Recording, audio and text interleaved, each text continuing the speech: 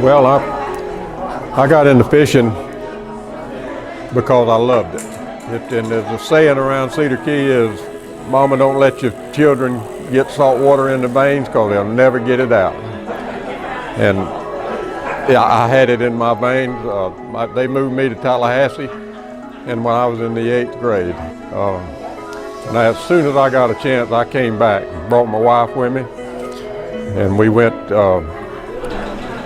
We've been making a living down there ever since.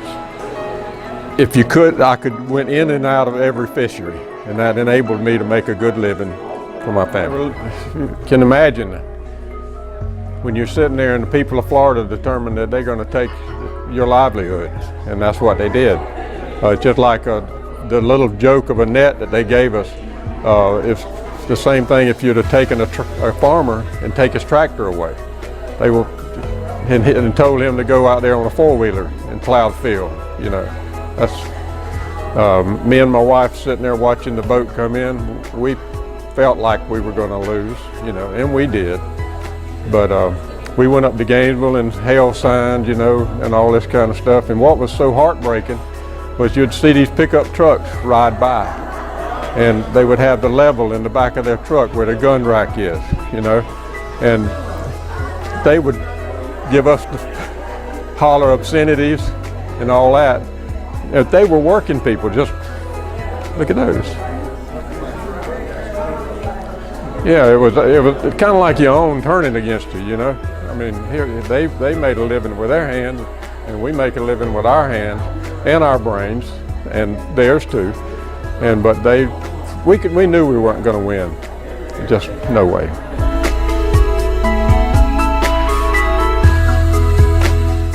On windy, bad weather days, like I said, we'd sit out in front of the fish house, and all the old-time fishermen, which are now dead. I'm the old-time fisherman now, so we would tell jokes and stories. Well, I bought a seafood company, Richburg Fish Company, which was my wife's family for about 7 generations here in 1977. And I had it until 1987, and the handwriting on the wall about the net ban coming kind of scared me off.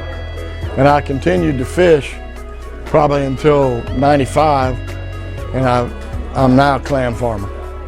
Well, I think it was a terrible loss for our community and our environment all across the coastal part of Florida.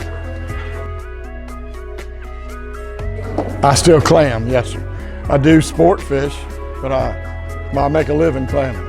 But my wife is 5th generation here.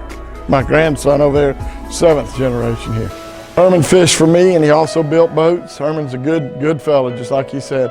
Well, I'll tell you a story about him one day. A guy by the name of John Richburg was about 100 years old.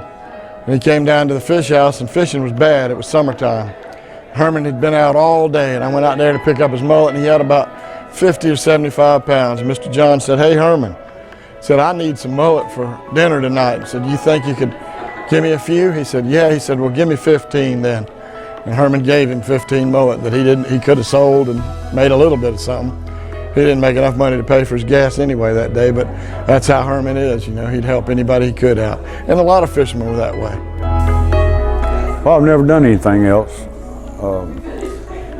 except when I was in the service. I've just lived here and made a living fishing, crabbing, and later on,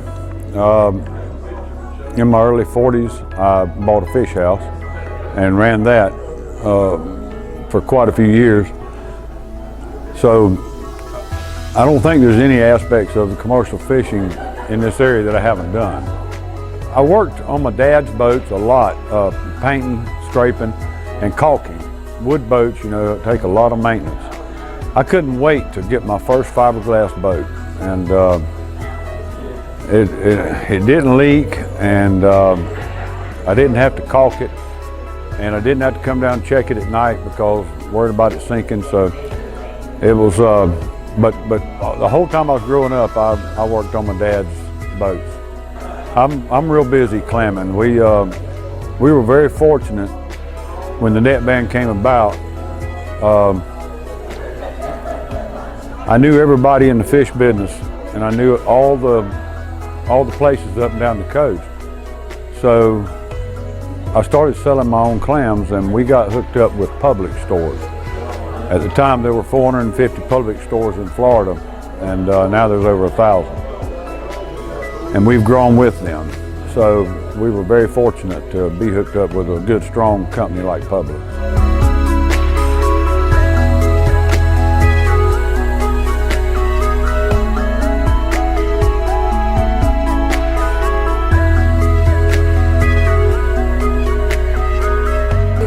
My biggest problem with it is the way it was done. I feel like Florida's constitutional amendment process is flawed. The reason we elect those people in the legislature is so we can elect people that do the stuff we want them to do. If they don't do what you want them to do, you should try to get them, as Mr. Quitman used to say, unappointed. He said, we can appoint y'all and we can disappoint y'all. But when you go around the legislative process, see, it's easy to get to small legislators, 100 and something people up there. It's easy to get to them, give them all the biological, statistical data. And that's why they were never able to ban nets legislatively. And the fact that they could go around the legislature simply with money. You take money and you pay enough people to run out and get a lot of signatures and get it put on the ballot. And then all you've got to do is make sure that you get your side of the story out to the voters, because then it's up to the voters.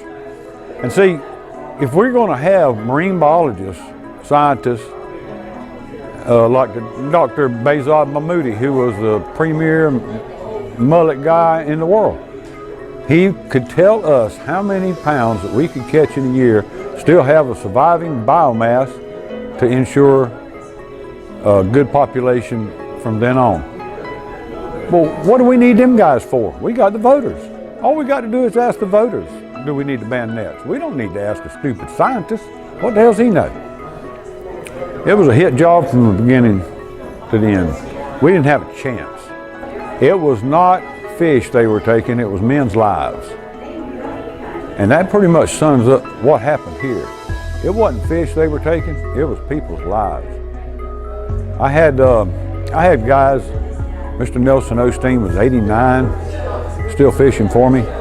Mr. Harsh Fines, he was 83 or 84. A lot of guys in their, Uncle Herbert, a lot of guys in their 70s, 80s,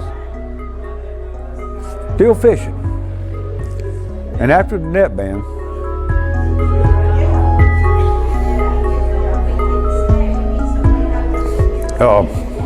you drive up and they standing out in front of the fish house, or over at the Jiffy store, just standing out there talking, telling old stories.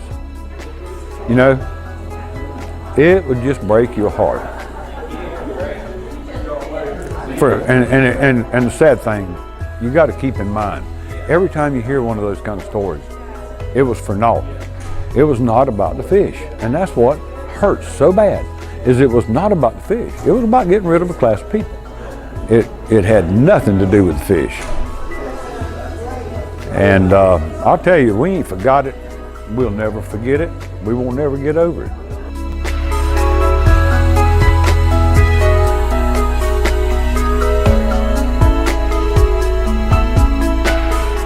The Florida net ban, the debate at the time was that the commercial gill netting, which was mainly a mullet fishery, was hurting the recreational fishery species like spotted sea trout, red drum, and snook, and those kinds of things.